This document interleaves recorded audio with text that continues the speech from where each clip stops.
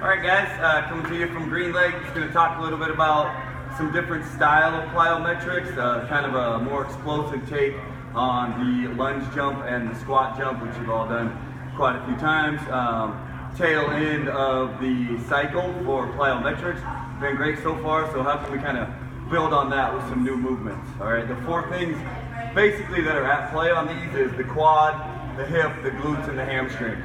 So the whole point of this is to turn off the opposing or antagonistic muscle to facilitate a more explosive contraction out of them when we do engage them at the bottom. So think about if you're lowering yourself slowly, then it's kind of like having the gas and the brake on at the same time. We want to turn the quads and the glutes off on the way down, use the hamstrings and the hip flexor for flexion to get into the bottom, stop ourselves instantly, and explode up out of that contraction. So by doing that with speed and explosiveness, we're going to maintain or actually gain a higher level of explosiveness, whether it be height or speed, on the way up. So we'll start with the squat drop jump, and it's called that because we're attacking the ground. We're actually dropping ourselves into the bottom by turning off the quads and the glutes and then engaging them at the bottom.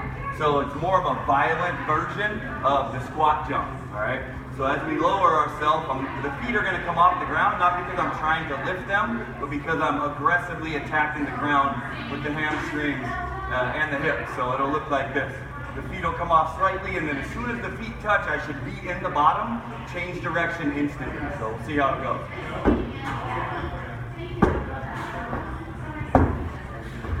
Alright, so there's 3 reps.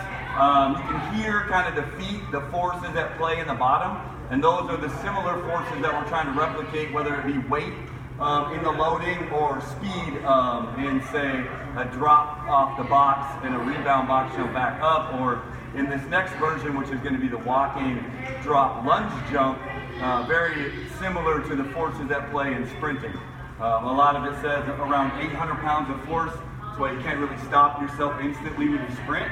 So I'm going to do the same thing. I'm going to aggressively pull myself into the bottom, and as soon as the feet land, I'm going to fire myself forward into more of a walking type of a move. So I'm going to just pull into the bottom, explode up as fast as I can. Next one, into the bottom. When I hit, I'm trying to fire back up without that give or that bounce and rebound in the bottom.